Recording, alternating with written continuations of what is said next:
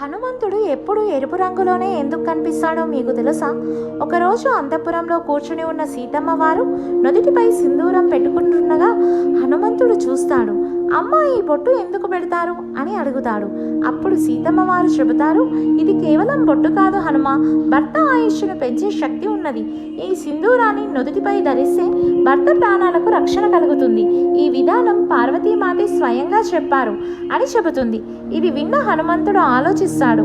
అమ్మ నుదుటిపై కొంచెం పెట్టుకుంటూనే ఇంత శక్తి ఉంటే నేను నా ఒళ్ళంతా ధరిస్తే నా స్వామి శ్రీరాముడు 1000 సంవత్సరాలు ఆరోగ్యంగా ఉంటాడు కదా అని అనుకొని మొత్తం శరీరానికి సింధూరం పూసుకుంటాడు.